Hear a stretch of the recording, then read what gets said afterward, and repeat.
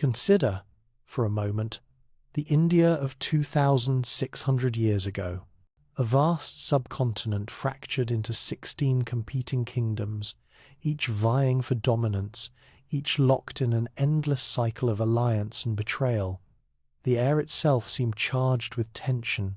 Trade routes became battlegrounds, merchants travelled with armed guards, farmers never knew which kingdom's taxes they would pay come harvest. This was the Mahajanapadas period, and it was chaos given form. But chaos, as we've learned time and again throughout history, creates opportunity. And in the 6th century before the Common Era, amid this political upheaval, something extraordinary was stirring. The old order was crumbling. For centuries, the Brahmins had held unquestioned authority over spiritual and social life. They were the keepers of sacred knowledge, the performers of essential rituals, the arbiters of cosmic order. But their system was built for a different world, a pastoral world of villages and cattle herders. India was transforming. Cities were rising from the plains. Trade was expanding. A new class was emerging, one that would change everything. The merchants, the Vaishyas, they were accumulating wealth at a pace that would have been unimaginable to their ancestors. They financed kingdoms. They controlled the flow of goods across vast distances. Iron tools, cotton textiles, precious stones, all moving along increasingly sophisticated trade networks. Yet despite their economic power, they remained trapped in the rigid hierarchy of the caste system. The Brahmins still stood above them. The warriors, the Kshatriyas, still commanded greater social respect. Imagine the frustration. You are a merchant who has just concluded a deal worth more gold than a Brahmin priest will see in his lifetime.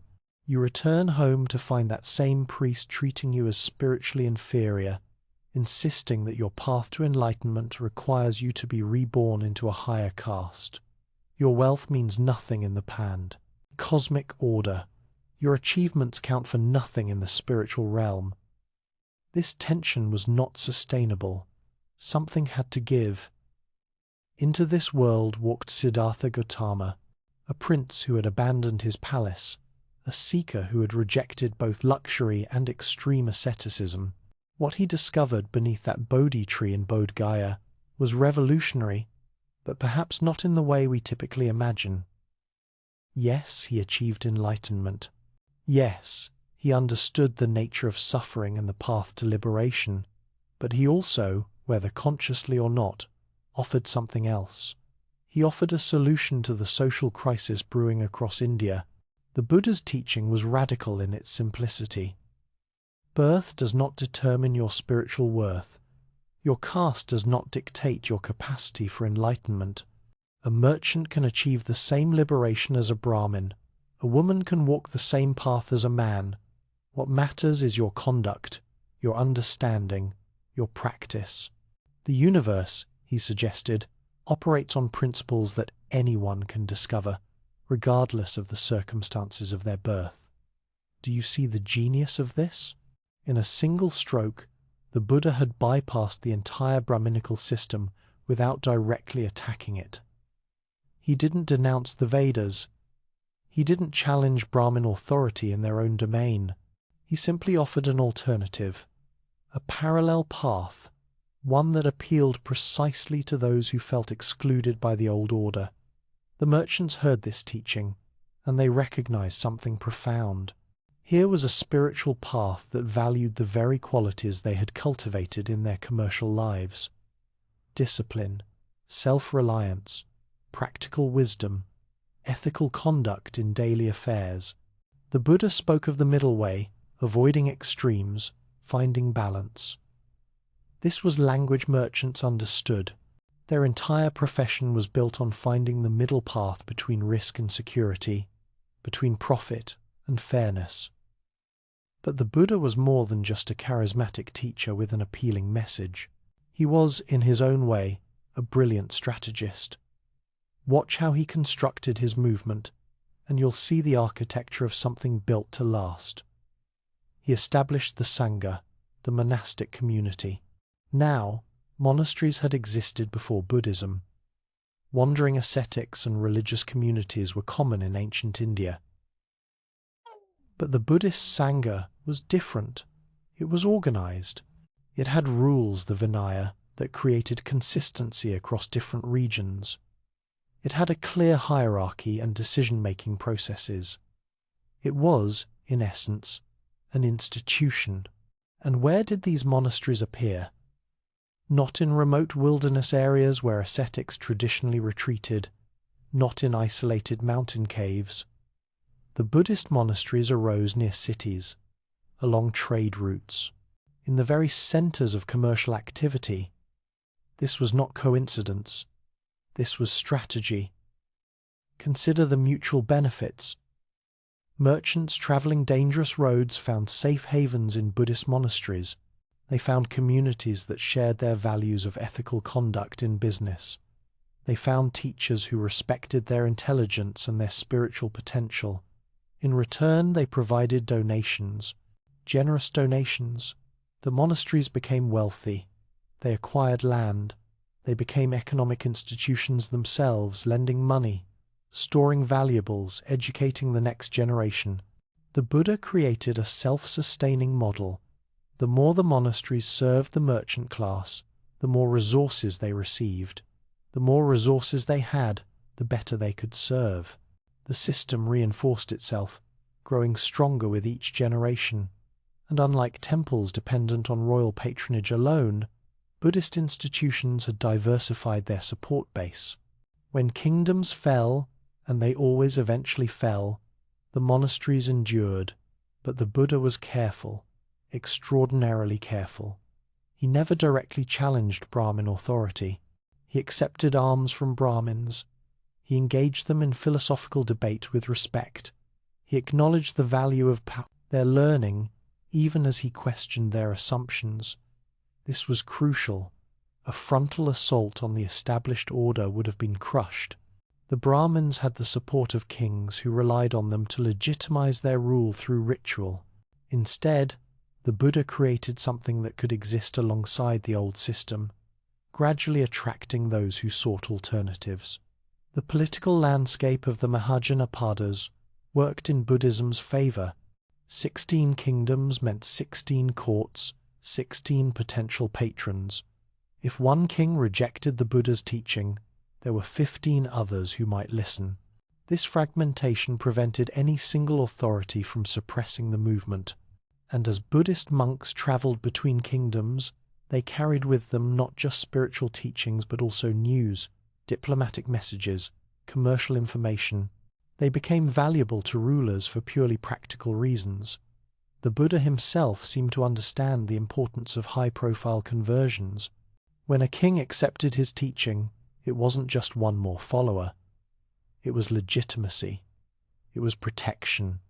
It was resources. King Bimbisara of Magadha became an early supporter, donating land for monasteries. This created a precedent. Other rulers saw a powerful kingdom embracing Buddhism and took notice. A cascade effect began. The teaching itself was structured in a way that facilitated this spread. The Four Noble Truths were simple enough to be grasped quickly, yet profound enough to sustain a lifetime of study. The Eightfold Path provided practical guidance that anyone could begin following immediately.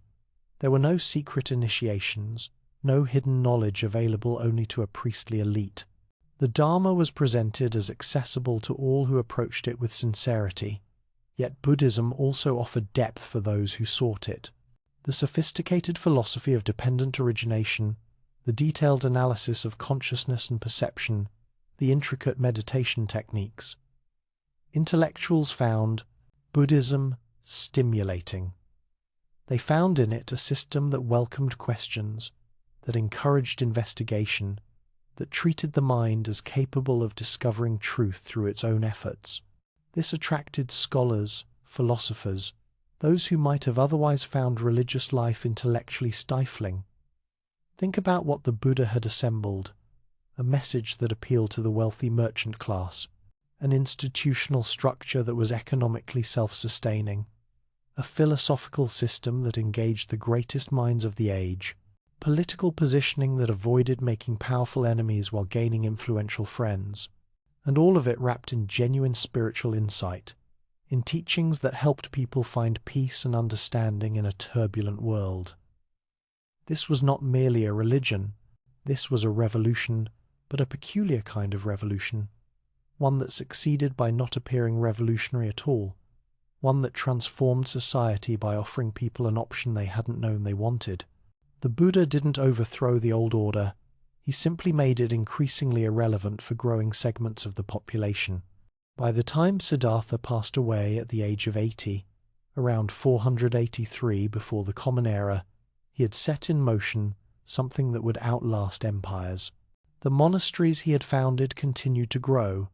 The merchant class he had empowered continued to support them. The teachings he had developed continued to spread, carried along the very trade routes that had enriched his early supporters. In the villages and cities of the Gangetic Plain, you could already see the transformation beginning.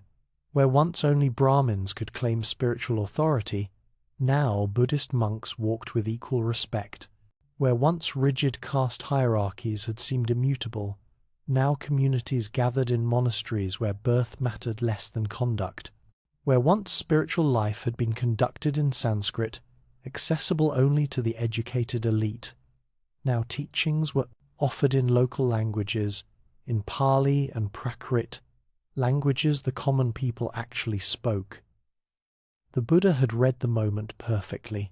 He had understood that India was changing, that the old certainties were crumbling under the weight of economic transformation and political chaos. He had offered a path forward that addressed both spiritual hunger and social aspiration, and he had built an institution capable of preserving and propagating his insights long after he was gone. But this was only the beginning. The foundations had been laid. The model had been established. Now came the expansion, the moment when Buddhism would transform from a regional movement into a force that would reshape the spiritual landscape of Asia. The merchant caravans were already setting out, traveling north and east, carrying silk and spices and something else, an idea, a possibility, a way of seeing the world that transcended kingdoms and castes and the accidents of birth. The monks were beginning to follow those same routes, establishing monasteries in new lands, adapting teachings to new cultures, demonstrating the same strategic brilliance their founder had shown. The economic revolution of enlightenment had begun, and the world would never be quite the same again. In the decades following the Buddha's death, something remarkable happened, something that reveals a deep understanding of how ideas actually spread through human societies. The Buddhist movement didn't simply radiate outward randomly, touching whoever happened to be nearby. No, it moved with purpose, with strategy, targeting specific individuals who occupied crucial positions in the social network of ancient India. Think about how most religious movements spread. They often begin with the poor, the desperate, those who have nothing to lose. They offer hope to the hopeless. Buddhism did offer this, certainly, but it also did something else, something more calculated. It systematically sought out the powerful, the influential, the connected. Not because the Buddha was interested in power for its own sake, but because his followers understood something fundamental about social change. If you want an idea to survive beyond a single generation, beyond a single region, you need more than passionate believers. You need protection, you need resources, you need credibility. And in ancient India, these three things came from three distinct groups. Kings could provide protection, merchants could provide resources, intellectuals could provide credibility. The early Buddhist community pursued all three with remarkable focus. Let us begin with the kings. In the fractured political landscape of the Mahajanapadas, royal patronage meant everything. A king who supported Buddhism could donate land for monasteries. He could decree that monks traveling through his kingdom would be unmolested. He could participate in ceremonies that gave the new religion legitimacy in the eyes of his subjects. And perhaps most importantly, he He could provide a shield against those who might seek to suppress this upstart movement. King Bimbisara of Magadha was the first great royal patron, but the story of his conversion reveals the sophistication of Buddhist outreach. The Buddha didn't simply arrive at court and demand an audience. He built relationships. He demonstrated the practical benefits of his teaching. He showed that Buddhist monks could be valuable advisors, offering counsel untainted by political ambition. They wanted no throne. They sought no hereditary power. They were, in a sense, the perfect courtiers for a paranoid age. Bimbisara donated the bamboo grove near Rajagriha, creating one of the first great Buddhist monasteries. But look at what this donation actually meant. It wasn't just a gift of land, it was a statement. When subjects saw their king honoring Buddhist monks, providing them with resources, consulting with them on matters of governance, it sent a powerful message. This new teaching had royal approval. It was safe to explore. It was respectable to support. And other kings noticed. King Prasenajit of Kosala became another early supporter. The pattern repeated across the region. Each royal conversion made the next one easier. Each monastery established under royal patronage became a node in a growing network. The monks traveling between these monasteries carried not just spiritual teachings but practical information, news of political developments, intelligence about trade conditions, knowledge that kings valued. The monasteries themselves were positioned with extraordinary care. They appeared near cities, yes, but specifically near administrative centres and along major routes. The Jetavana monastery in Shravasti, donated by the wealthy merchant Anathapindika, was located in the capital of Kosala, one of the most powerful kingdoms of the period. This was not a retreat into wilderness. This was an insertion into the very heart of political and economic power. Now, consider the merchants. We've already touched on their importance, but let us look more closely at how Buddhism cultivated this relationship. The merchant class in ancient India was diverse. There were the great caravan leaders, moving goods across thousands of miles. There were local traders, operating in single cities or regions. There were craftsmen organized into guilds, producing everything from textiles to metalwork. Buddhism reached them all. The teaching itself was remarkably well suited to merchant sensibilities. The concept of karma, of action and consequence, resonated with people who understood that today's decisions determine tomorrow's outcomes. The emphasis on ethical conduct in daily life spoke to those who needed to maintain reputations for honesty to succeed in business. The middle way, avoiding extremes of indulgence and asceticism, reflected the balance merchants sought between risk and caution. But Buddhism offered merchants something more. It offered them spiritual dignity. In the Brahminical system, merchants were Vaishyas, above only the labourers in the fourfold hierarchy. They could never perform the highest religious rites. They could never achieve the spiritual status of Brahmins or warriors. Buddhism erased these barriers. A merchant who followed the Eightfold Path could achieve the same enlightenment as anyone else. Their wealth could be used for merit-making through donations to the Sangha. Their commercial success was not an obstacle to spiritual advancement, but potentially a path toward it. The donations flowed generously. Anathapindika, one of the wealthiest merchants of his age, reportedly covered the ground of the land he purchased for the Jetavana monastery with gold coins. Whether literally true or not, the story reveals something important. It tells us that merchant donations to Buddhism were not modest gestures.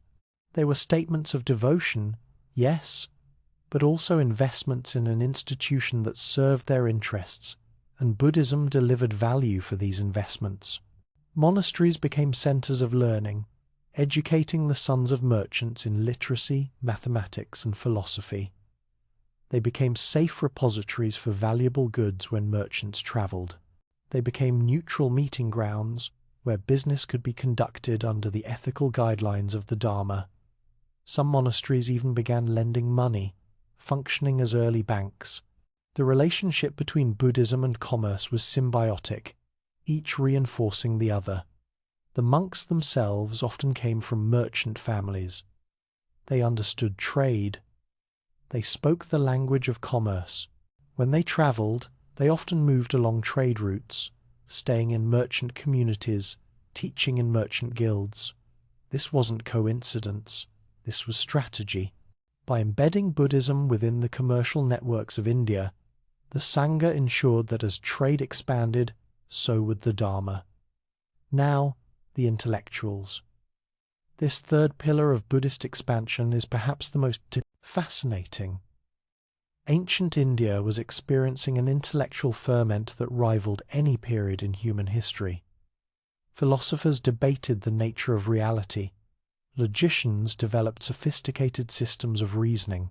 Spiritual teachers offered competing paths to liberation. The Buddha entered this marketplace of ideas and competed brilliantly. Buddhist philosophy was rigorous. It welcomed debate. It encouraged questioning. The early Buddhist texts are filled with dialogues where the Buddha or his followers engage opponents in philosophical argument. They didn't simply assert truth. They reasoned toward it. This approach attracted some of the finest minds of the age. Sariputta and Moggallana, two of the Buddha's most important disciples, were wandering philosophers before their conversion. They had followers of their own. When they joined the Sangha, they brought their students with them. This pattern repeated throughout Buddhist history. Convert an influential teacher, and you convert his entire school.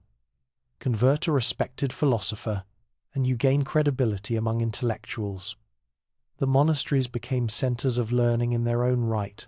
Monks studied not just Buddhist texts but the broader intellectual traditions of India. They mastered the arts of debate. They engaged with Brahminical philosophy, Jain teachings, materialist doctrines. They could hold their own in any intellectual forum. This made Buddhism respectable among the educated classes, among those who might otherwise have dismissed it as a simplistic teaching for the masses. But the early Buddhist community understood something crucial. Intellectual credibility alone doesn't sustain a movement. You also need to speak to ordinary people.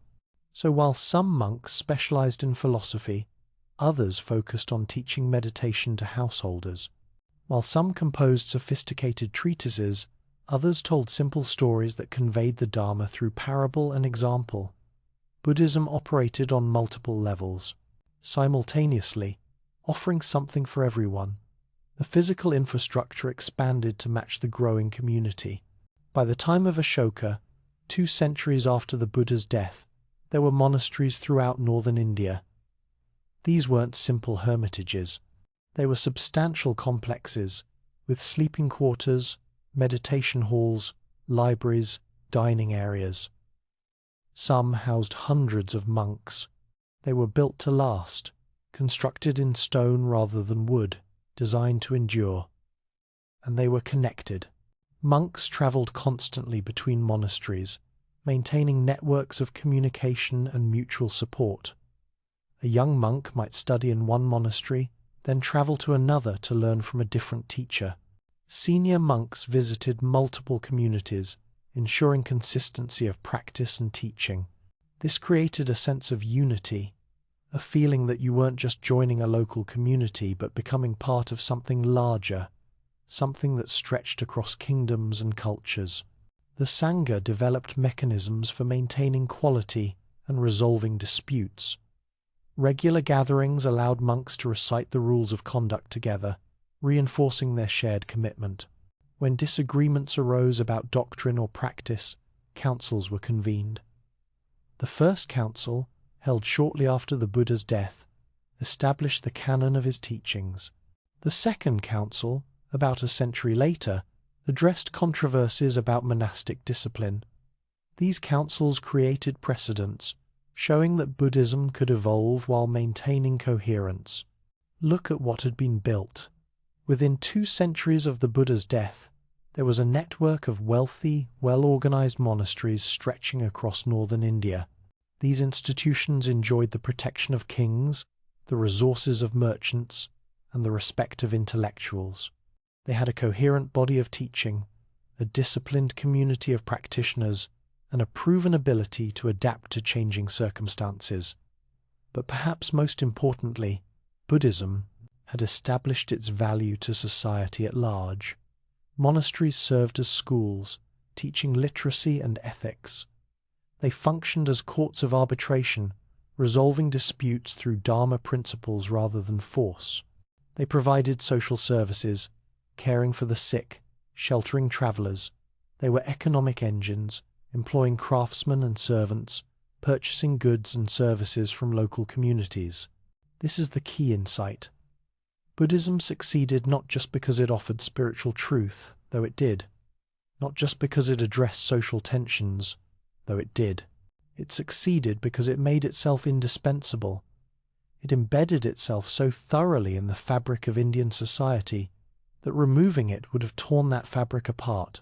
The merchant who needed to store his goods, the king who needed ethical advisors, the intellectual who sought worthy debate partners, the parent who wanted education for their children, the traveler who required safe lodging, all of them had reasons to support Buddhism beyond spiritual conviction.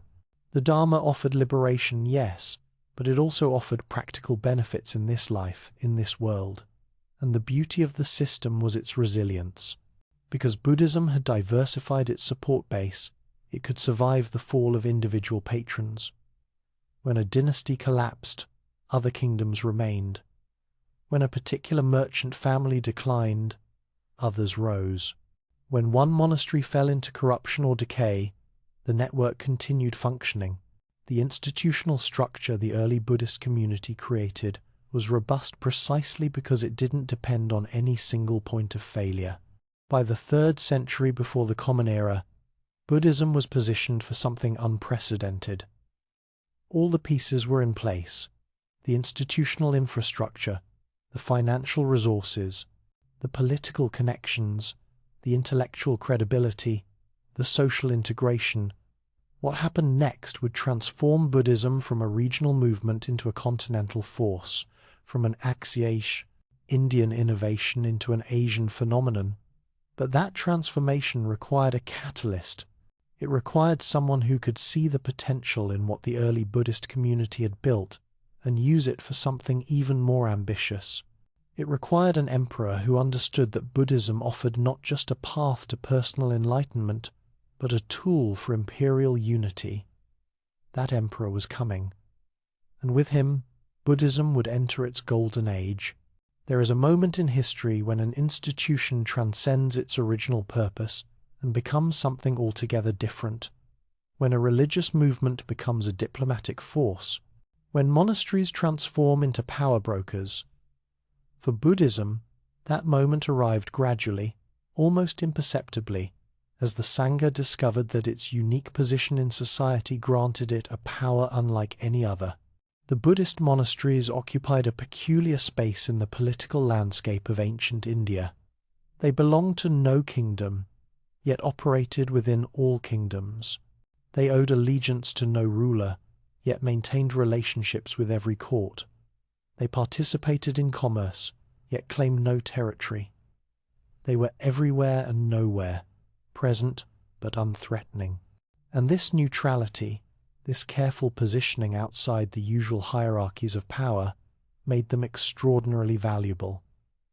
Imagine you are a king in the 4th century before the Common Era. Your kingdom shares a border with a rival state. Tensions are high. You need to communicate with your counterpart, but you cannot send a direct envoy without appearing weak or aggressive. Your own ambassadors carry too much political weight. Their very presence might escalate the situation. But what if you could send someone neutral, someone both courts respect, someone whose primary allegiance is to the Dharma rather than to any throne? The Buddhist monks became exactly these intermediaries. When kingdoms needed to negotiate without the formal machinery of diplomacy, monks carried messages. When trade disputes arose between regions, monasteries hosted the negotiations. When marriages between royal houses required delicate arrangement, Buddhist teachers often facilitated the discussions. The Sangha had become indispensable, not despite its religious character, but because of it. This role emerged organically from Buddhism's structure. Monks traveled constantly, maintaining connections between monasteries. They witnessed political developments across regions. They heard the concerns of multiple courts. They accumulated knowledge that made them valuable informants and advisors, and because they had renounced worldly ambition, rulers could consult them without fearing they sought power for themselves. But the Buddhist involvement in politics went deeper than mere mediation. The monasteries themselves became institutions of power, operating in ways that would have been unthinkable for traditional religious establishments. They held land, vast tracts donated by generations of patrons.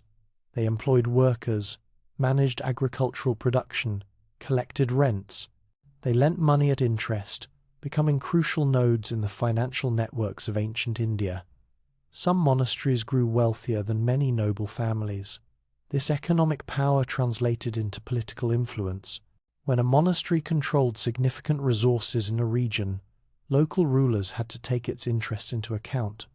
When monks managed the education of elite children, they shaped the next generation of leadership. When monasteries served as banks, they gained leverage over those who borrowed from them. The Sangha had become, in effect, a parallel power structure, operating alongside the traditional political hierarchy. Yet this was managed with remarkable subtlety. Buddhist institutions never challenged royal authority directly. They never raised armies or claimed sovereignty over territory. They maintained the appearance of religious communities focused on spiritual matters. But beneath this surface, they wielded considerable influence, and they knew how to use it. Consider the strategic establishment of monasteries along trade routes. This wasn't simply about convenience for traveling monks, it was about control. A monastery positioned on a major trade corridor became a necessary stop for merchant caravans. It provided rest, security, information about conditions ahead. Merchants who used these services developed loyalty to the monasteries. They made donations. They consulted with monks about their plans.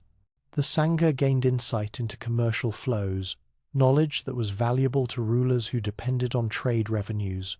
The monasteries also functioned as schools, but not just for monks. The sons of nobles and merchants studied in Buddhist institutions, learning literacy, mathematics, philosophy, and statecraft. These students formed networks that persisted throughout their lives. A generation of leaders educated in Buddhist monasteries naturally saw Buddhism as aligned with their interests. They carried Dharma values into positions of authority. The Sangha was shaping culture at its roots. And then there were the councils, the periodic gatherings where monastic disputes were resolved and teachings clarified. These weren't merely religious events. They were displays of organizational capacity. They demonstrated that Buddhism could coordinate across vast distances, could bring together hundreds of monks from different regions, could reach consensus on complex matters. Rulers noticed this. Here was an institution that could do what many kingdoms struggled with: maintain unity across diverse territories. The alliance between Dharma and statecraft reached its fullest expression in the concept of the Buddhist king, the righteous ruler who governed according to Dharma principles. This idea transformed Buddhism from a path of individual liberation into a comprehensive political philosophy. It suggested that kingdoms themselves could be vehicles for spiritual development, that political power could be wielded in service of enlightenment. The early Buddhist texts contain detailed instructions for rulers. The 10 royal virtues: generosity, morality, self-sacrifice, integrity, kindness, self-restraint, non-anger, non-violence, patience, and non-obstruction. These weren't merely pious suggestions. They were a blueprint for governance, a way of thinking about power that aligned perfectly with Buddhist institutional interests. A king who embraced these virtues would naturally support the Sangha. Generosity meant donations to monasteries. Non-violence meant protection for monks traveling through his territory. Patience meant consulting with Buddhist advisors before making decisions. The Dharma didn't just coexist with political power. It channeled that power in directions beneficial to Buddhism's expansion. But the relationship was genuinely symbiotic. Kings who adopted Buddhist principles gained significant advantages. They could claim moral authority beyond mere military might. They could appeal to their subjects' spiritual aspirations. They could justify their rule in terms that transcended hereditary right or conquest. Buddhism provided a legitimizing ideology that was particularly valuable in diverse empires where traditional tribal or clan loyalties were insufficient. The monasteries, meanwhile, offered rulers something precious: stability. In an age of constant warfare and political upheaval, Buddhist institutions endured. They preserved knowledge, maintained social services, provided continuity when dynasties fell. A king who patronized Buddhism invested in something that would outlast his own reign, creating a legacy beyond military victories or territorial expansion. The financial arrangements between monasteries and states grew increasingly sophisticated. Some kingdoms granted tax exemptions to monastery lands, recognizing their social value. Others formalized the relationship, with regular royal donations supporting monastic activities. The wealthiest monasteries became lending institutions, providing capital for royal projects, financing trade ventures, even funding military campaigns in exchange for future concessions.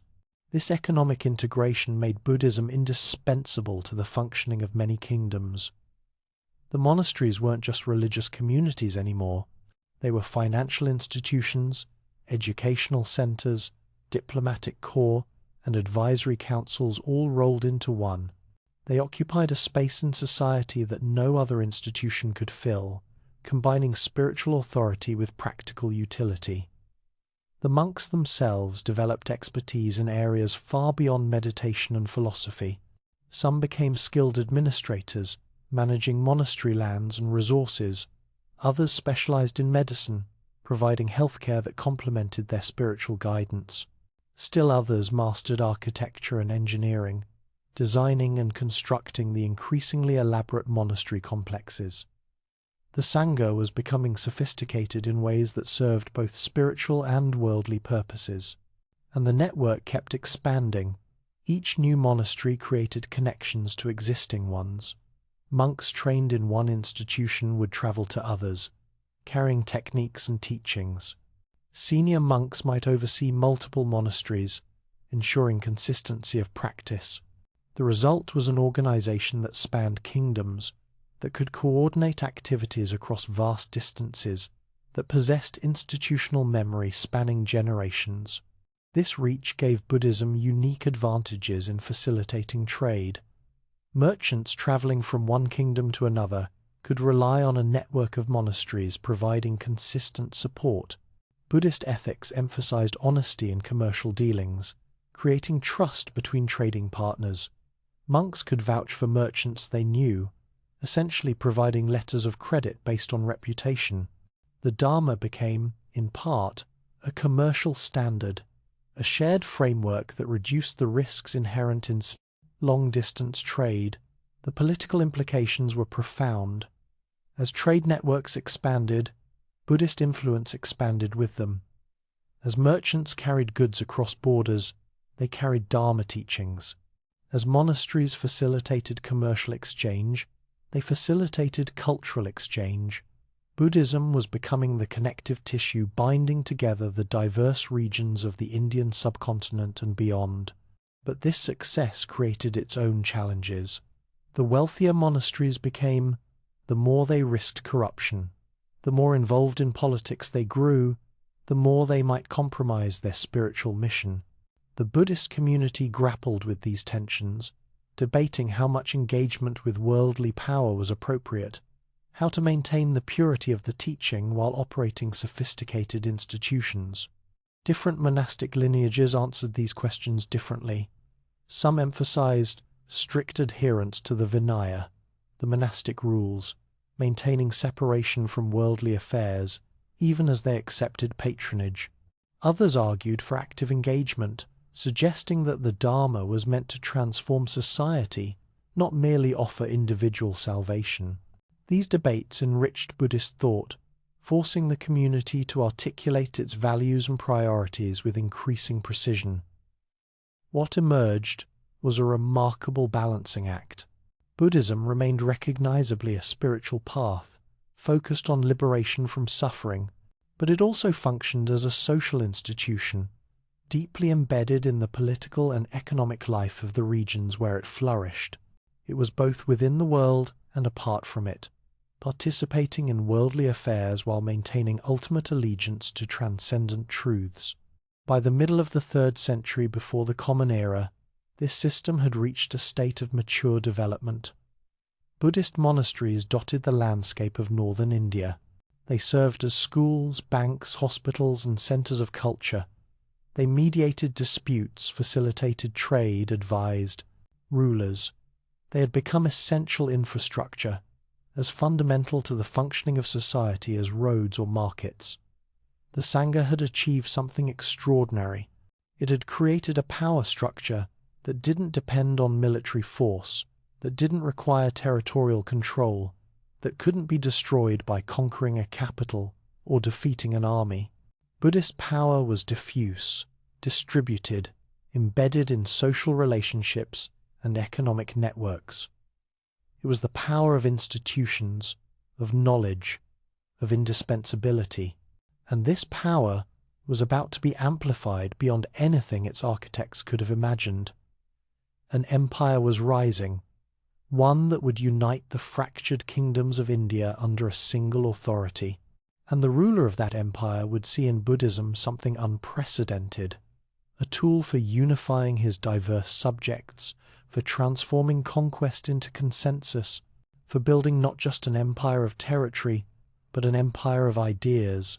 The stage was set for Buddhism's greatest patron, for the moment when a religion became an imperial ideology, when the Dharma would be inscribed on pillars stretching from Afghanistan to Bengal, from the Himalayas to the southern tip of the subcontinent. The alliance between Buddhism and state power was about to reach its zenith, and the world would never be the same. In the year 261 before the Common Era, a young emperor stood on a battlefield and surveyed the destruction his armies had wrought. The kingdom of Kalinga had resisted the Mauryan Empire's expansion. Now it lay broken. Historians estimate that 100,000 people died in the conquest. 150,000 more were deported. The rivers, it was said, ran red for days. The emperor's name was Ashoka, and what happened next would change the course of Asian history.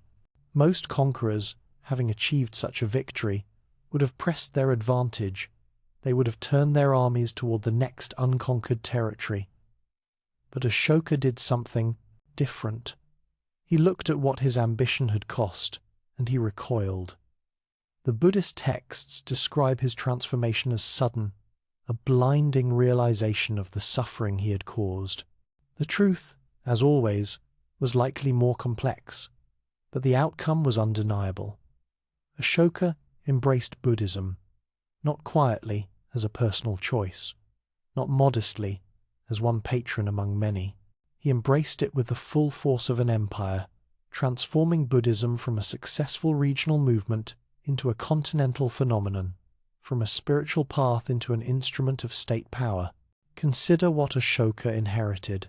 The Mauryan Empire his grandfather Chandragupta had founded was vast, stretching from present-day Afghanistan to Bengal, from the Himalayas nearly to the southern tip of the subcontinent. It was the largest empire India had ever seen, and it faced the challenge all empires face.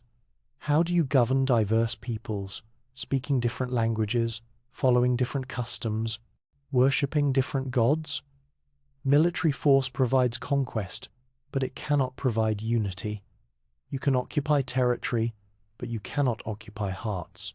Ashoka needed something else, something that could bind his empire together not through fear but through shared values. He needed an ideology that could transcend local identities while respecting them, that could provide common purpose while allowing diversity. Buddhism offered exactly this. Its principles were universal, applicable to anyone regardless of birth or background. Its ethics emphasized compassion, non-violence, and truthfulness, qualities any society could embrace. Its organizational structure was sophisticated enough to function across vast distances, and crucially, it had no inherent connection to any particular ethnic group or region. Buddhism was portable, adaptable, scalable, but Ashoka's genius lay not in simply adopting Buddhism, but in how he deployed it. He didn't try to suppress other religions. He didn't force conversion. Instead, he presented Buddhist principles as the foundation for a new kind of governance, what he called Dhamma, a Prakrit term related to the Sanskrit Dharma, but with a distinctly political flavor. Ashoka's Dhamma was Buddhism, adapted for imperial purposes, Buddhism as statecraft. Look at what he did. Throughout his empire, Ashoka erected pillars and carved edicts into rock faces. These weren't religious texts in the traditional sense. They were proclamations, instructions to his subjects about how to live ethically, respect parents and teachers, be generous to friends and relatives, treat servants kindly, honor all religious traditions, refrain from killing, practice self-control. These were Buddhist values, certainly, but presented as universal principles of good governance. The brilliance of this approach was that it made Buddhist ethics the moral foundation of the empire, without requiring anyone to become Buddhist. A Hindu could follow these principles, a Jain could embrace them, a follower of traditional tribal religions could live by them. Ashoka had extracted from Buddhism a core that could unite his diverse subjects while allowing them to maintain their distinct identities. But he also promoted Buddhism specifically and generously. He sponsored the construction of stupas, dome-shaped monuments containing relics of the Buddha and his followers. 84,000 of them, according to tradition, though the actual number was certainly lower. Still, these monuments transformed the physical landscape. Buddhism became visible, monumental, impossible to ignore. Ashoka sent missionaries throughout his empire and beyond, spreading the Dharma to regions that had never encountered it.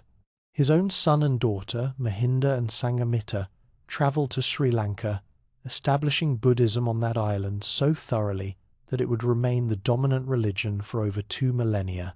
Other missions went west into the Hellenistic kingdoms of Bactria and beyond, east into Burma and Southeast Asia, north into the Himalayas. This was empire building of a different kind. Ashoka was creating not just a territorial empire, but an empire of ideas, a cultural sphere united by shared values. The Buddhist Sangha became, in effect, an arm of imperial administration, not in the sense of formal government control, but as a network that promoted Ashokan values throughout his domains and beyond. The monasteries flourished under this imperial patronage. They received enormous donations of land and resources. They expanded their educational and social programs. They became even more central to the economic and cultural life of the empire, and they spread Ashoka's message, teaching not just meditation and philosophy, but also the emperor's vision of righteous governance. Consider the strategic genius of this arrangement. Traditional empires relied on governors and armies to maintain control, expensive systems requiring constant vigilance against rebellion. Ashoka's empire certainly had these things, but it also had something else, a self-sustaining ideological infrastructure. Buddhist monks had their own reasons for promoting the Dharma. They believed in its truth. They sought to reduce suffering. Ashoka simply aligned his political objectives with their spiritual mission. The result was an empire that could govern through influence rather than force alone. When Buddhist teachers emphasized non-violence and compassion, they were serving their spiritual goals, but they were also promoting social stability. When monasteries educated the young in ethical conduct, they were fulfilling their religious function, but they were also creating citizens aligned with imperial values. The Dharma and the state reinforced each other. Ashoka's rock edicts reveal his thinking with remarkable clarity. He writes about Dhamma not as mystical truth but as practical ethics. He describes his officials traveling throughout the empire, ensuring that his principles are implemented, that justice is administered fairly, that the vulnerable are protected. He presents himself not as a divine king, but as a moral exemplar, someone striving to live according to Dharma and encouraging his subjects to do likewise. This was a profound reimagining of kingship. For millennia, rulers had justified their power through claims of divine descent, military prowess, or hereditary right. Ashoka justified his through moral conduct. He suggested that a king's legitimacy derived from his commitment to Dharma, from his service to his subjects' well-being. This was revolutionary, and it worked. The historical records suggest that Ashoka's later reign was remarkably stable. There are no accounts of major rebellions or upheavals. The empire he governed peacefully was larger than the one his grandfather had conquered through constant warfare. Buddhist principles, it seemed, could achieve what armies alone could not: genuine unity across diversity. But Ashoka's legacy extended far beyond his own reign. He established a model of Buddhist kingship that would be replicated across Asia for centuries. He demonstrated that Buddhism and state power could merge, that the Dharma could be an organizing principle for empires. Every subsequent ruler who adopted this model was, in some sense, following Ashoka's blueprint. In Sri Lanka, where Mahinda and Sanghamitta had established Buddhism, the religion became inseparable from Sinhalese identity. Kings built enormous monasteries and stupas, competing to demonstrate their devotion. The Buddhist Sangha became a pillar of the state, advising rulers, legitimizing their authority, preserving culture and learning. When invaders threatened the island, defending Buddhism became synonymous with defending the nation.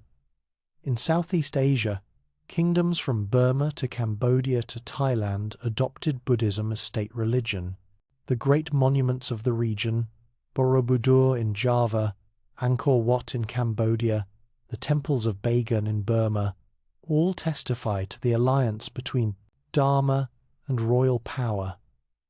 Kings presented themselves as bodhisattvas, enlightened beings who delayed their own liberation to serve their people. Buddhism provided the ideological foundation for sophisticated states that endured for centuries. Even in regions where Buddhism later declined, its influence on political thought persisted. The concept that rulers should govern according to Dharma, that power should be exercised ethically, that the state exists to promote the well-being of all beings, these ideas shaped political culture long after Buddhist institutions themselves had faded. The economic benefits of this Buddhist statecraft were substantial. Buddhist ethics promoted honest trade, creating trust in commercial relationships. Buddhist monasteries facilitated exchange by providing secure stopping points along trade routes. Buddhist merchants formed networks spanning continents, using their shared values as the basis for cooperation.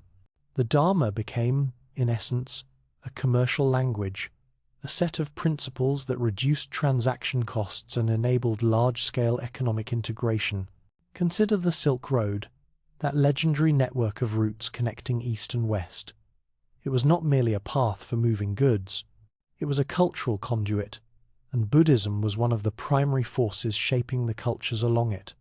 Merchants who were Buddhist found welcome in monasteries throughout Central Asia. They could conduct business according to shared ethical principles. They could rely on monastic networks for information and support.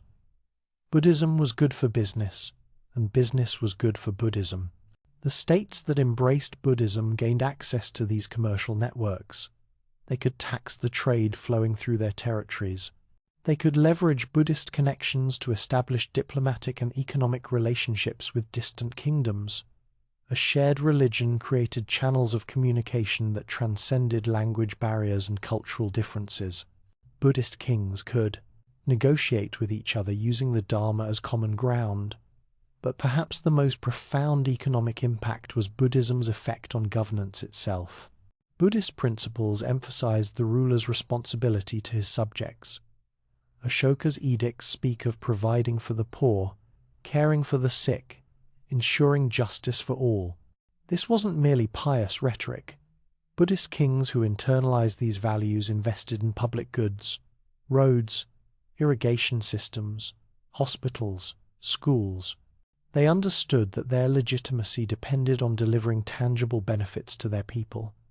This created a virtuous cycle. Better governance led to more prosperous societies. Prosperity generated more resources for Buddhist institutions. Buddhist institutions reinforced the values that promoted good governance. The system sustained itself, adapting to changing circumstances while maintaining its core principles. Yet we must acknowledge the complications. The alliance between Buddhism and state power was not without tensions. Some within the Sangha worried about corruption, about the compromises that came with political involvement. They remembered the Buddha's own renunciation of royal life, his rejection of worldly power. They questioned whether a religion founded on detachment could maintain its integrity while advising emperors and accepting vast wealth. These concerns were valid. Some monasteries did become corrupt, more interested in accumulating resources than serving spiritual needs. Some monks became political operatives, using their positions for personal gain. The very success of Buddhism created pressures that threatened its purity. Different Buddhist communities responded differently to these challenges. Some emphasized monastic discipline, maintaining strict separation between the Sangha and worldly affairs, even while accepting patronage. Others argued for active engagement, suggesting that Buddhism's ultimate goal was reducing suffering in the world, which required involvement in how societies were organized and governed. What emerged was a spectrum of approaches, all claiming authenticity to the Buddha's teaching. Forest monks practicing strict meditation in isolation, urban monasteries running schools and hospitals, scholar monks debating philosophy in great universities, politically connected monks advising kings. All were Buddhist, all contributed to the tradition's survival and spread. By the beginning of the Common Era, Buddhism had become one of the great forces shaping Asian civilization. It had moved beyond its Indian origins to become a truly international religion. It had demonstrated that spiritual teachings could be adapted to serve political purposes without losing their essential character. It had shown that religious institutions could wield enormous influence without needing armies or claiming territory. The model Ashoka established would endure for over 2 millennia, inspiring rulers from Japan to Java, from Tibet to Thailand. Buddhism had become more than a path to enlightenment. It had become a civilization, a way of organizing society, a framework for understanding the relationship between power and ethics, between individual liberation and collective well-being. And the expansion was far from over. The great trade routes of Asia were about to carry Buddhism to its farthest reaches, into regions that would transform it even as they were transformed by it. The Dharma was going on the road, traveling with merchants and monks into the unknown, ready to adapt once again to new circumstances, new cultures, new challenges. The Buddhist strategy of alliance with power had proven brilliantly successful. Now it would face its greatest test. Could it maintain its identity while spreading across the most diverse and vast region on Earth? Could it remain recognizably Buddhist while adapting to cultures profoundly different from its Indian origins? The answer would come from the most unlikely of places, a network of desert routes, where caravans carried silk and spices, where empires rose and fell, where cultures collided and merged. The Silk Road was calling, and Buddhism was ready to answer. Picture a caravan assembling at the edge of the Taklamakan Desert. Camels loaded with bolts of silk, their breath steaming in the cold dawn air. Merchants checking supplies, calculating routes, assessing risks. Before them stretches one of the most hostile environments on Earth, a desert whose very name means go in and you won't come out. But these merchants will cross it, because on the other side lie markets hungry for what they carry, cities where silk commands prices that make the danger worthwhile. This was the Silk Road. Not a single path, but a network of routes connecting east and west, linking the Chinese Empire with Rome, Persia, India, and everything between. It was the greatest commercial network the ancient world had known, and Buddhism was about to colonize it. The timing was perfect. By the 1st century of the Common Era, the Han dynasty had consolidated control over western China, securing the eastern end of the trade routes. The Kushan Empire dominated Central Asia, providing stability through the middle sections. The Roman Empire's appetite for Eastern luxuries created insatiable demand at the western terminus. Trade flourished as never before, and where traders went, Buddhist monks followed. Or perhaps more accurately, they travelled together, because many of the merchants themselves were Buddhist. The religion that had begun among the merchant class of northern India now spread with those merchants' descendants and spiritual heirs, moving along the arteries of commerce into the heart of Asia. But this was not passive diffusion. This was strategic expansion, as calculated as anything the early Buddhist community had done in India. Watch how it unfolded, and you'll see the same patterns repeating. Identify key locations, establish monasteries, provide valuable services, adapt to local conditions, entrench so thoroughly that removal becomes unthinkable. The oasis towns of Central Asia became focal points. Places like Dunhuang, Kucha, Khotan, Kashgar.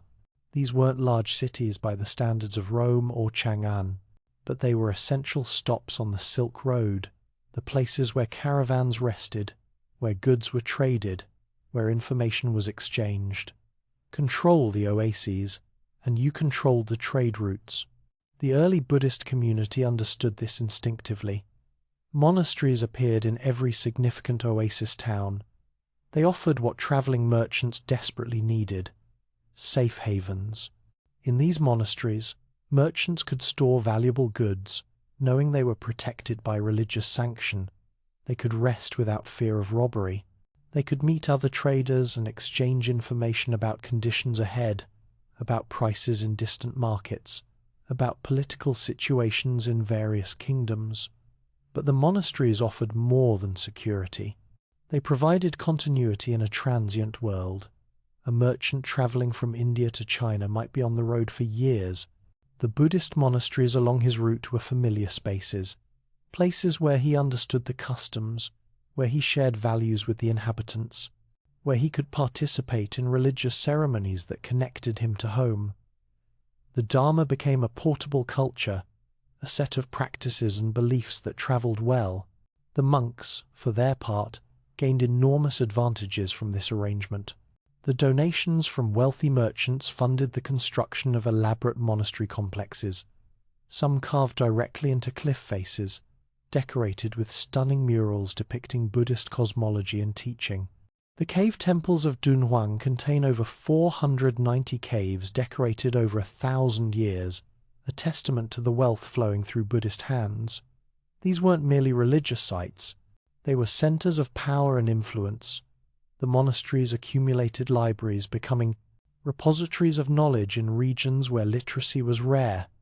They trained translators, essential figures in a multilingual, multicultural environment. They housed artists and craftsmen who created the religious art that filled the caves and monasteries. They became, in essence, the cultural centers of the Silk Road. Consider the strategic positioning. A monastery on the Silk Road controlled information. Monks knew which routes were safe, which kingdoms were stable, where bandits operated, what goods were scarce in which markets. This intelligence was valuable. Merchants who maintained good relationships with monasteries gained access to information that could mean the difference between profit and ruin. Rulers who patronized Buddhism gained insight into the commercial and political dynamics of distant regions. The Buddhist monasteries also functioned as neutral ground where people from different cultures could interact. A Persian merchant and a Chinese official might have little common ground, but if both supported Buddhism, they could meet in a monastery, conduct business under the ethical framework of the Dharma, used the monks as mediators if disputes arose.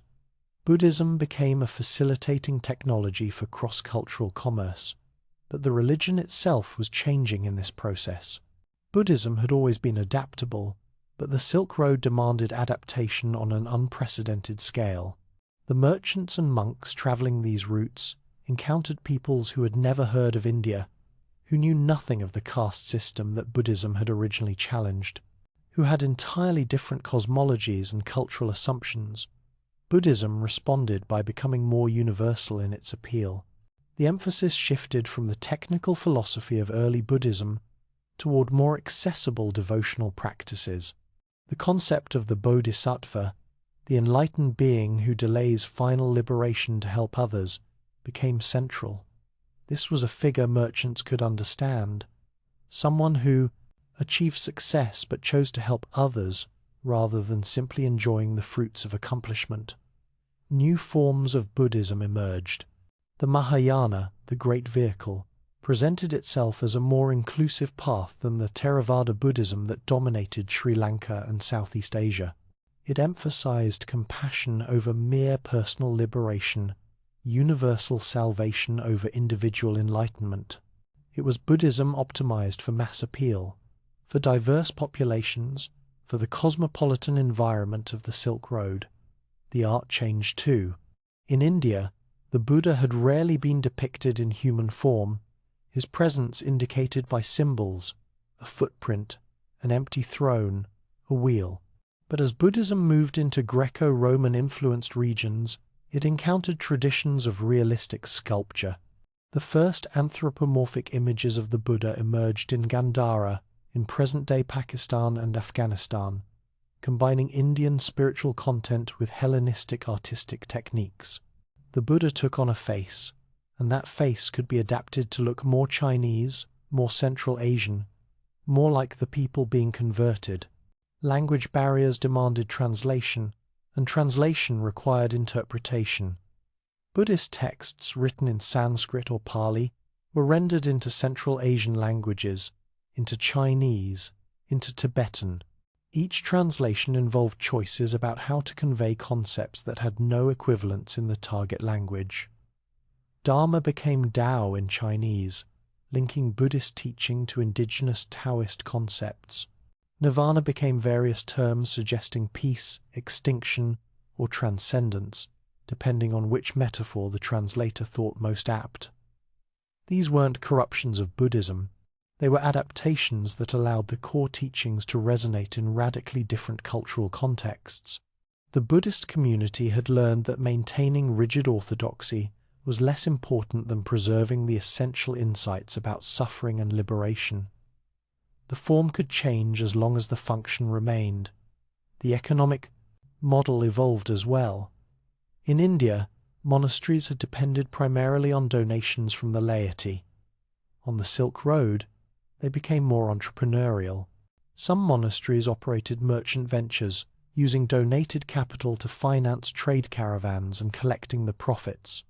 Others charged fees for services, providing secured storage, offering literacy training, creating artwork on commission. The line between religious institution and commercial enterprise blurred. This bothered some within the Buddhist community. They worried that the Dharma was being commodified, that monks were becoming merchants, that the pursuit of wealth was corrupting spiritual practice. These tensions produced schisms, debates, reforms.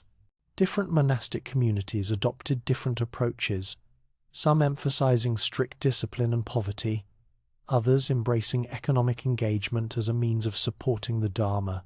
But the overall trajectory was clear.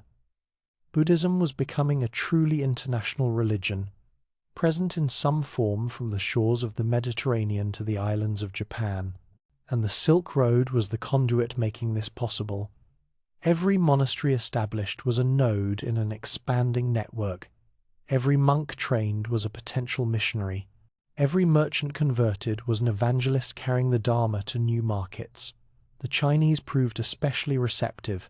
Buddhism arrived in China during the later Han dynasty, initially spreading among foreign merchant communities. but it gradually attracted native Chinese converts, particularly during periods of political instability when traditional Confucian answers seemed inadequate. By the 4th century of the Common Era, Buddhism had become a major force in Chinese culture, patronized by emperors, embraced by intellectuals, practiced by millions. The Sinicization of Buddhism reveals the full extent of its adaptability.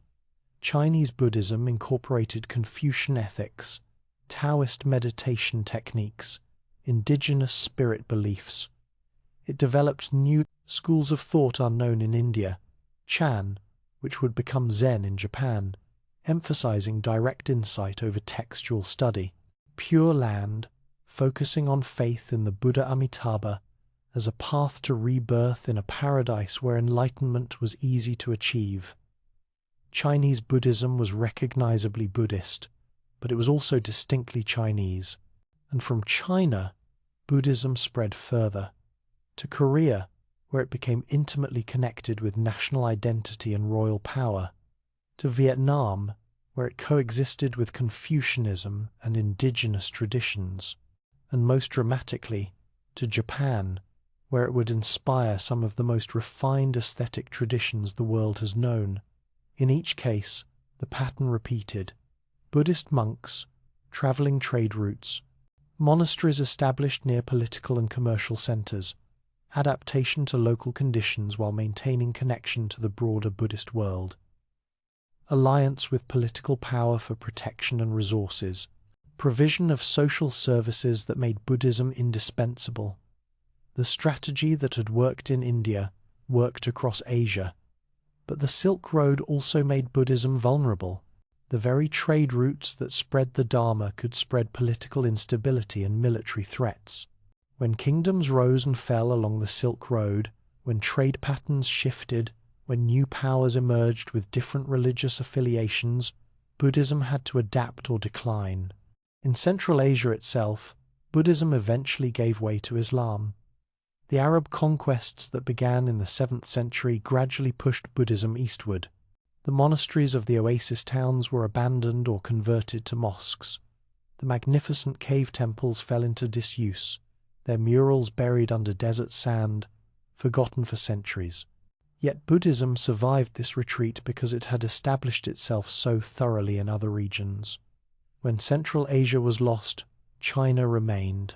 When China underwent periods of anti-Buddhist persecution, Korea and Japan preserved the traditions. When all of East Asia have faced challenges, the monasteries of Tibet and the Himalayas maintained the teachings. The decentralized structure that had made Buddhism hard to control also made it nearly impossible to destroy completely. The Silk Road had transformed Buddhism from an Indian religion into an Asian civilization. It had tested Buddhism's adaptability to the limit and found that the Dharma could indeed take root in virtually any culture. It had demonstrated that Buddhist institutions could thrive in the most diverse environments, from tropical Southeast Asia to the frigid Himalayas, from the deserts of Central Asia to the islands of Japan. And it had proven something else, that religion and commerce, spirituality and pragmatism, Dharma and worldly success were not incompatible. Buddhist ethics provided a framework for honest trade. Buddhist institutions facilitated commercial exchange. Buddhist networks reduced the uncertainties inherent in long-distance commerce. The merchants who spread Buddhism did so not just from piety, but because Buddhism was good for business, and this alignment of spiritual and material interests made Buddhism's expansion sustainable over centuries. By the end of the first millennium of the Common Era, Buddhism had achieved something unprecedented. It had become the first truly global religion, present on 3 continents, shaping the cultures of hundreds of millions of people. Its scriptures were written in dozens of languages. Its art reflected influences from Greece to China. Its institutions operated according to principles adapted to vastly different political and social systems. The Dharma had travelled far from the Bodhi tree in Bodh Gaya. It had crossed deserts and mountains, navigated the politics of empires, survived persecutions and patronage. It had proven flexible enough to adapt to almost any environment while maintaining something essential. Some core insight about suffering and liberation that remained recognizable across all its manifestations. But the journey was not over. The very success of Buddhism's Silk Road expansion created new challenges. How could a religion so diverse maintain any coherence? How could institutions so wealthy avoid corruption? How could teachings adapted to so many cultures preserve authentic transmission of the Buddha's insights? And what would happen when Buddhism encountered forces that threatened not just individual kingdoms but the entire Buddhist world? These questions would be answered in fire and blood, in heroic preservation and painful loss, in tactical retreats and unexpected survivals. Buddhism had mastered the art of expansion. Now it would have to master the art of survival. There is a moment that comes to every civilization, every movement, every living system, the moment when survival itself becomes the primary objective. When the question is no longer, how do we expand, but rather, how do we endure? For Buddhism, that moment arrived not once but repeatedly, in different forms, across different centuries, and each time the Dharma survived through a combination of strategic retreat, tactical adaptation, and an almost organic ability to preserve its essence while transforming its expression. The first great crisis came in India itself, the birthplace of Buddhism. By the 8th century of the Common Era, Buddhism in India was thriving on the surface. The great monastery universities, Nalanda, Vikramashila, Odantapuri, were centers of learning, attracting scholars from across Asia. Tens of thousands of monks studied there, debating philosophy, translating texts, preserving knowledge. These institutions were wealthier and more sophisticated than ever before. But beneath this apparent success, Buddhism was becoming vulnerable. It had grown so intertwined with state power, so dependent on royal patronage, so embedded in existing social structures, that it had lost some of its revolutionary edge. When Hindu revival movements began challenging Buddhist dominance, particularly in southern India, Buddhism struggled to respond. The philosopher Adi Shankara travelled across India in the 9th century, debating Buddhist scholars, reconceptualizing Hindu thought in ways that absorbed Buddhism's most appealing elements, while reasserting Vedic authority. Buddhism was being outcompeted in the marketplace of ideas. The Hindu revival offered devotional practices, emotional engagement with deities, and integration with caste structures that Buddhism had always held at arm's length. For many Indians, this was more appealing than Buddhist philosophy's sometimes abstract intellectualism. Slowly, patronage shifted. Royal donations to Hindu temples increased while support for Buddhist monasteries declined. Then came the catastrophe. The Islamic invasions that began in the 11th century were devastating for Indian Buddhism. The invaders saw the wealthy Buddhist monasteries as military targets and symbols of a religious system they sought to replace. Nalanda was destroyed in 1193. Vikramashila fell shortly after. Thousands of monks were killed. Irreplaceable libraries burned. The institutional infrastructure that had sustained Indian Buddhism for over 15 centuries was shattered in a few decades. This could have been the end. Buddhism might have become a historical footnote, a religion that flourished and died in its homeland. But something remarkable happened instead. Buddhism survived because it had, over centuries, developed a strategy that we might call distributed resilience. It had spread so widely, adapted so thoroughly to so many different environments, established so many independent centers, that no single catastrophe could destroy it entirely. When India became inhospitable, Tibetan Buddhism preserved the teachings. Monks fleeing the destruction in India brought texts, practices, and lineages to the Himalayan plateau. Tibet became the new center, not by design, but by necessity. The Dharma flowed to where it could survive, like water finding new channels when old ones are blocked. But Tibetan Buddhism was not simply Indian Buddhism transplanted. It was a profound synthesis, blending Buddhist teachings with the indigenous Bon religion's shamanistic elements, incorporating tantric practices that had developed in late Indian Buddhism, adapting to a culture of nomadic herders and isolated mountain communities. Tibetan Buddhism became something new, while maintaining connection to the Indian sources.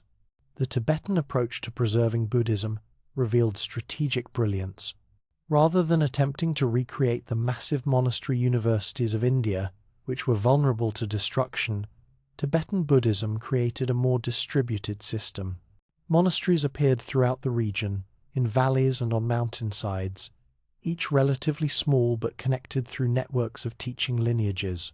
Knowledge was preserved, not in centralized libraries alone, but in the memories of trained practitioners, in oral transmission, in the relationships between teachers and students.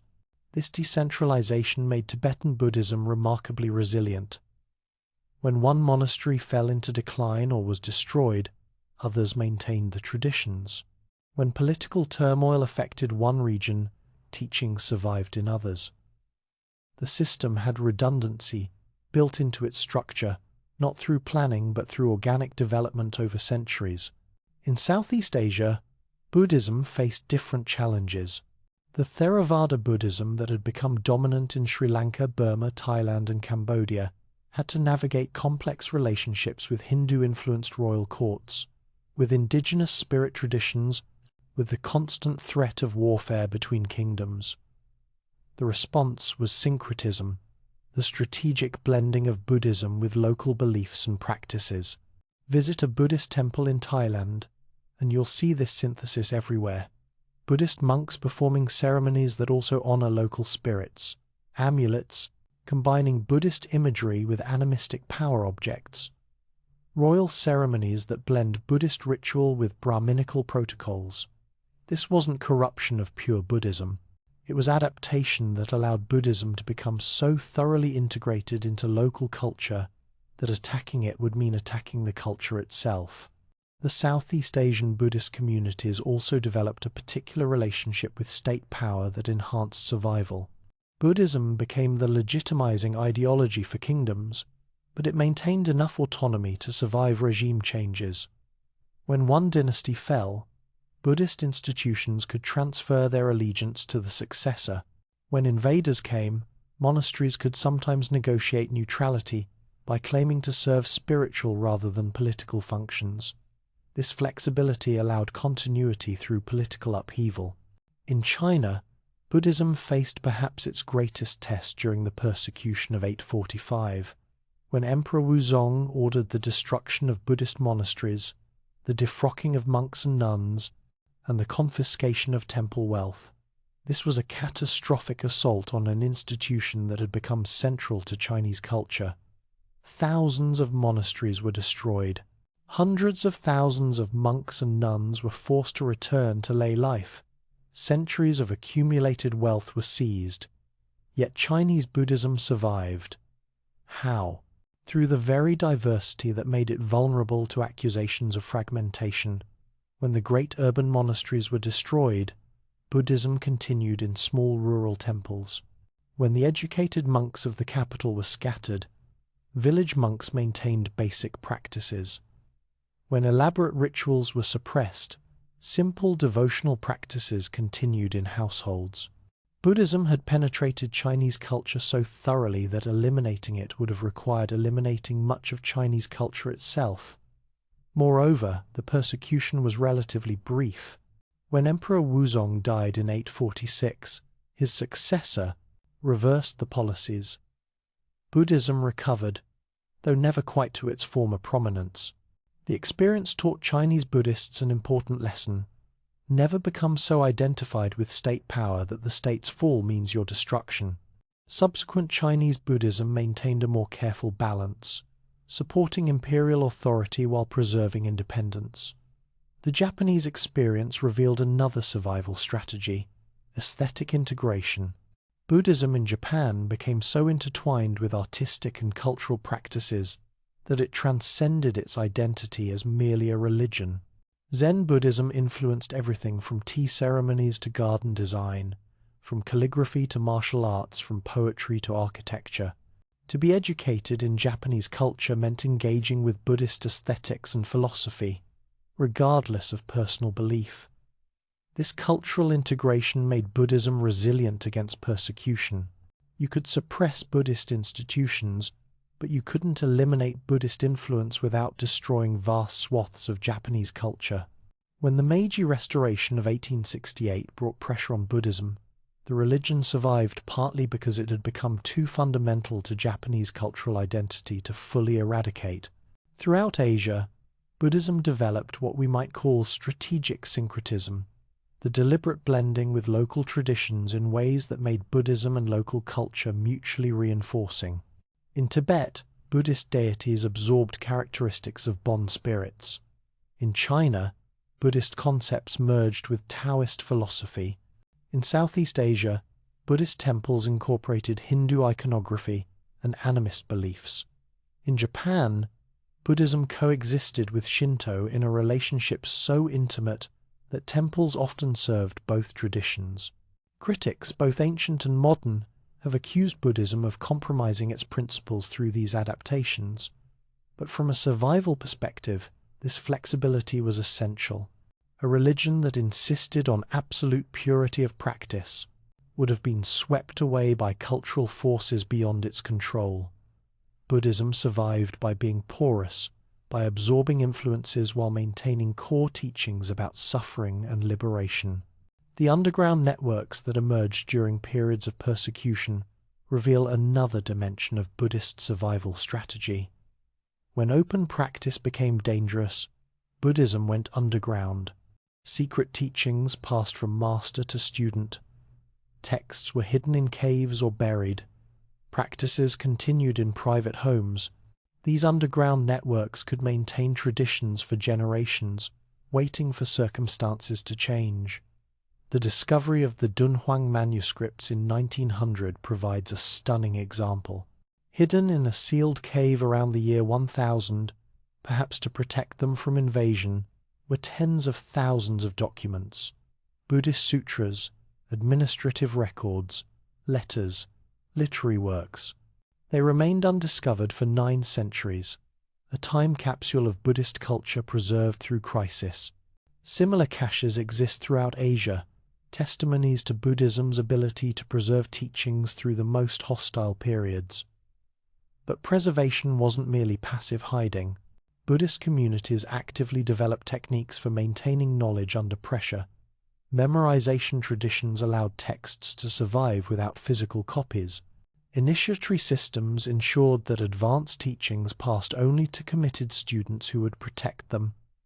Symbolic languages disguised teachings from those who might suppress them. These were strategies for survival, developed through painful experience. The move to Tibet when India became inhospitable represented a calculated strategic retreat.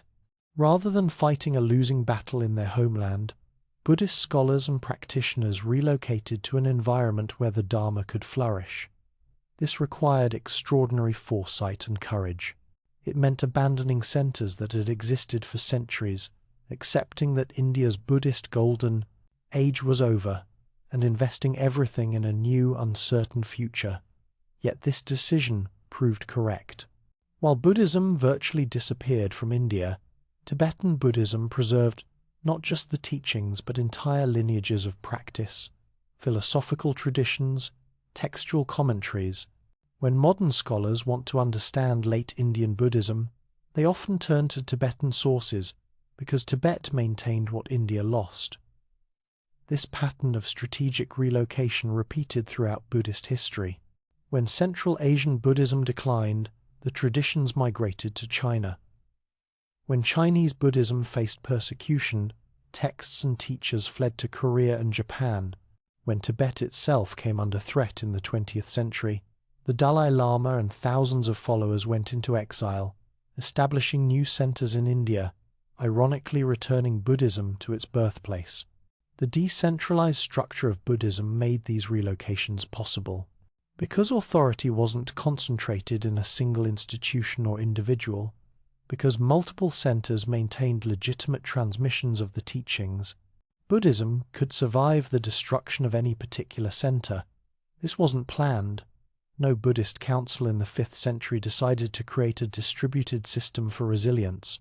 It emerged organically from Buddhism's basic character, its emphasis on personal practice over institutional authority, its respect for multiple valid paths, its pragmatic focus on what reduces suffering rather than doctrinal purity. By the dawn of the modern era, Buddhism had survived challenges that destroyed countless other religious movements.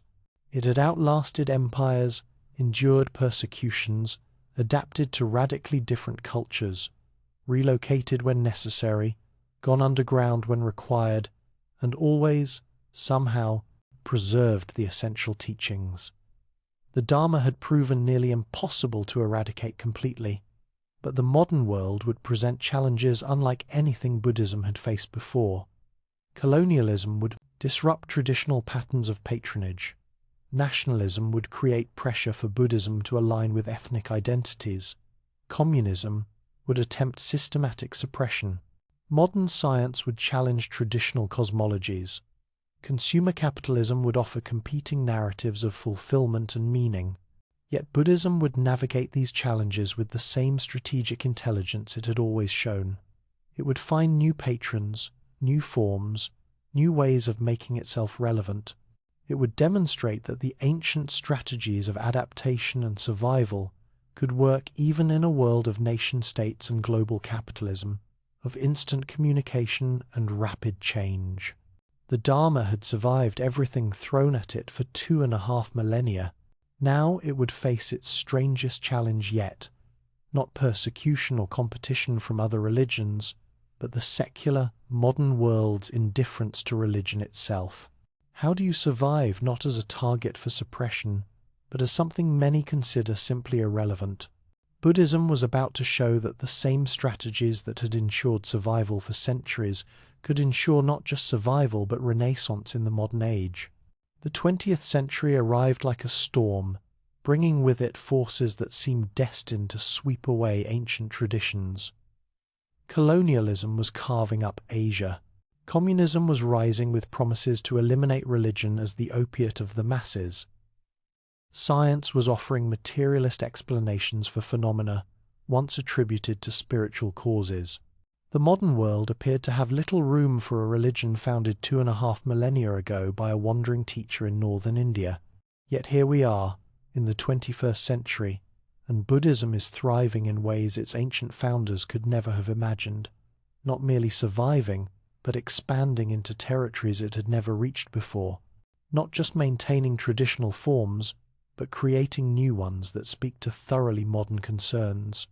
The Dharma has achieved something remarkable, a strategic renaissance that makes it perhaps more influential now than at any point in its long history. How did this happen? How did Buddhism not only survive the modern age but flourish in it? The answer reveals the same strategic brilliance that had characterized Buddhism from its beginning, now adapted to radically new circumstances. Consider the figure who became Buddhism's most recognizable face in the modern world, the 14th Dalai Lama, Tenzin Gyatso. When Chinese forces occupied Tibet in 1950, it seemed like another catastrophe in Buddhism's long history of persecutions. The Dalai Lama fled into exile in India in 1959, joining tens of thousands of Tibetan refugees.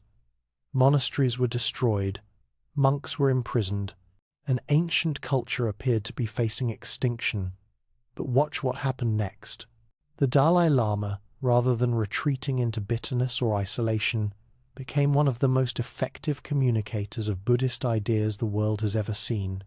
He mastered modern media with extraordinary skill.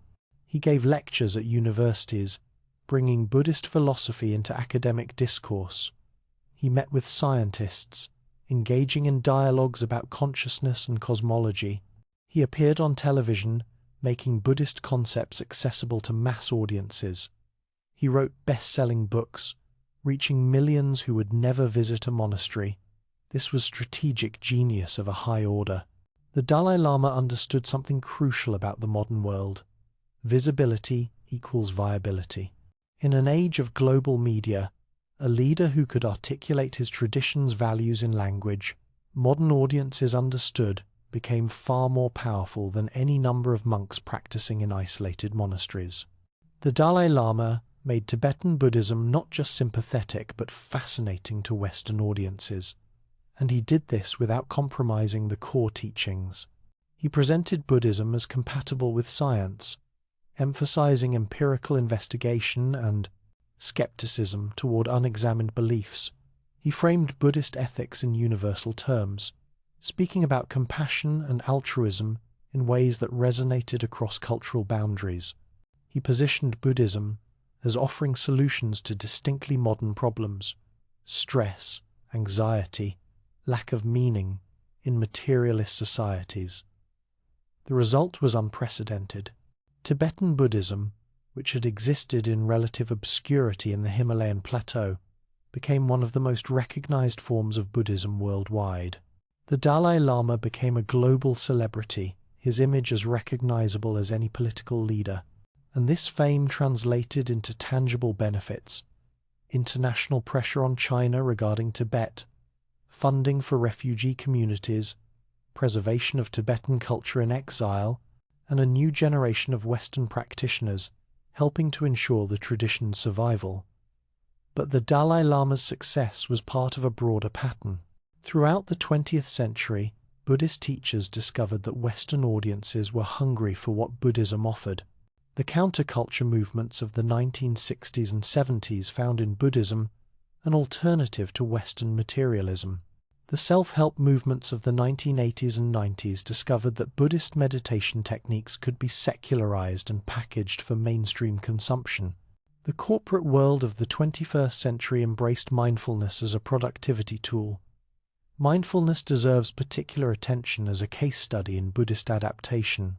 Derived from Buddhist meditation practices, mindfulness was systematically stripped of religious context and repackaged as a secular technique for stress reduction and enhanced performance.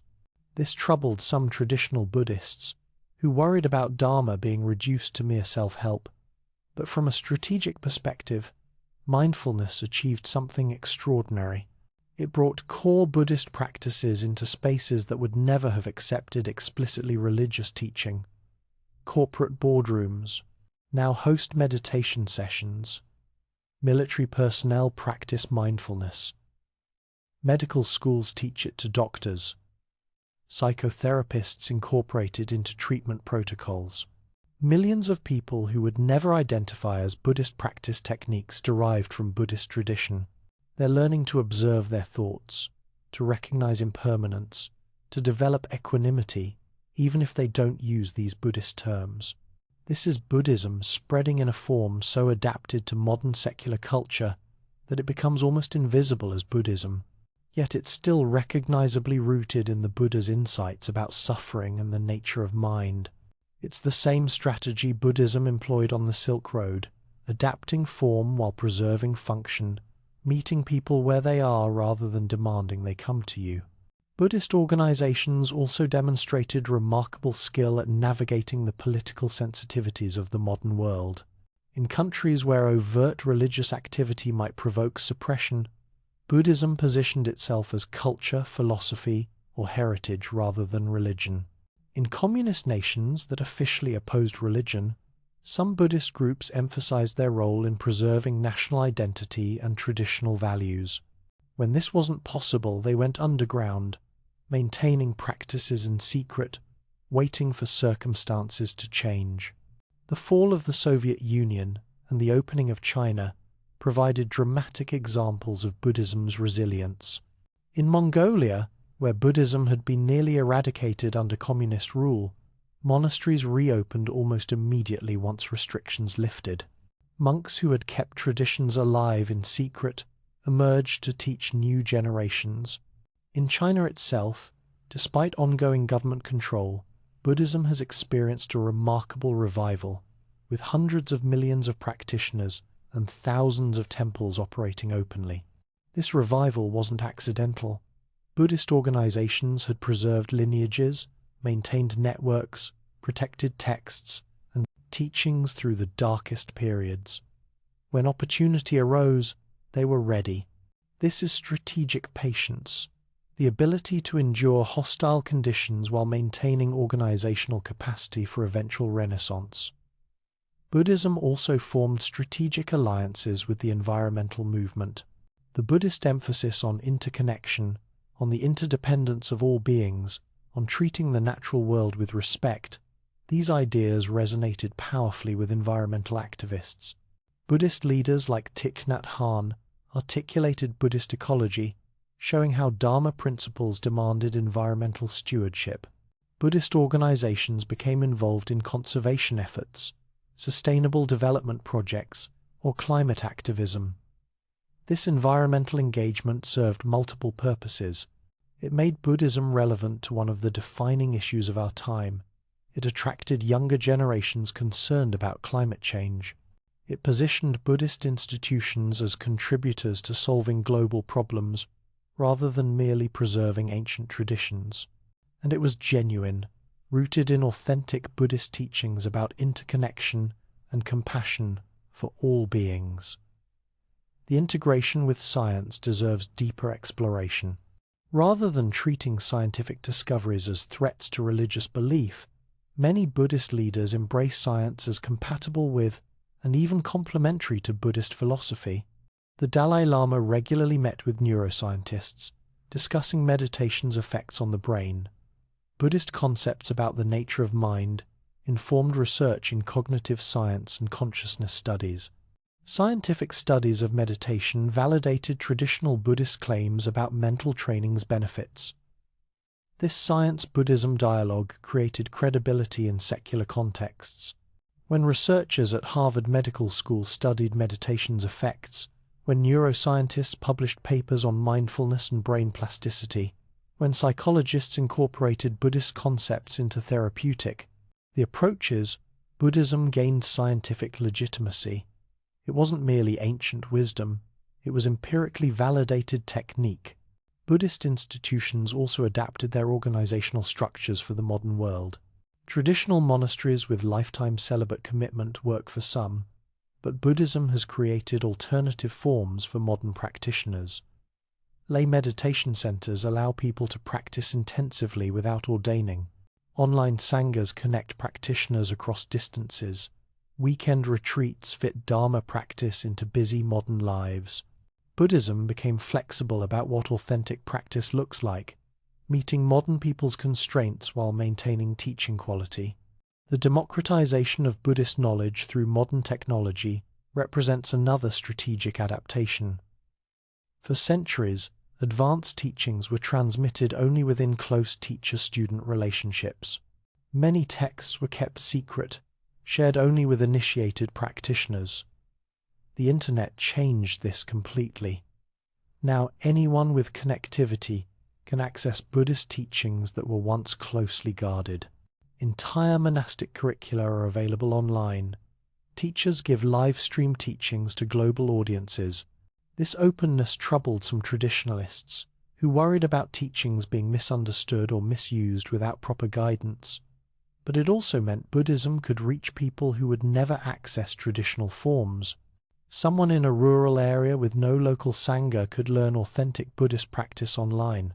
Someone exploring Buddhism could read original texts rather than relying on secondary interpretations.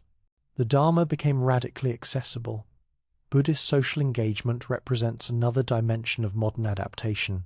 Organizations like the International Network of Engaged Buddhists work on issues from poverty to human rights, from education to healthcare. They apply Buddhist principles to social justice work, arguing that reducing suffering in the world requires addressing its systemic causes. This engaged Buddhism appeals to modern practitioners who want their spiritual practice connected to making the world better. In conflict zones, Buddhist organizations have participated in peace-building and reconciliation efforts. In Sri Lanka, despite the tragic violence involving Buddhist nationalism, many Buddhist monks have worked tirelessly for peace between communities. In Myanmar, while some monks have promoted anti-Muslim violence, others have courageously opposed hatred and worked for reconciliation. Buddhism, like any religion, contains diverse voices, but its core emphasis on compassion and non-violence provides resources for peace work. The modern global economy has created new opportunities for Buddhist expansion. As Asian economies have grown, newly wealthy Buddhists have funded temple construction, scholarship programs, and missionary activities. Chinese Buddhist organizations are establishing centers worldwide. Thai forest monasteries have branches in Europe and America.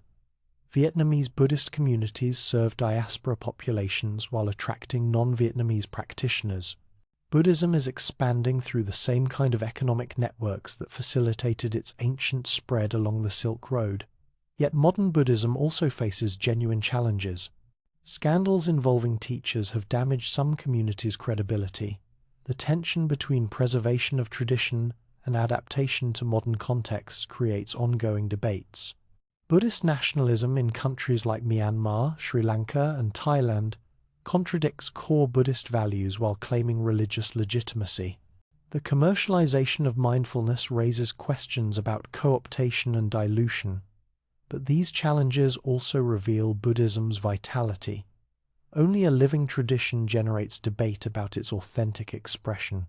Only a relevant religion faces questions about how to apply ancient wisdom to contemporary problems.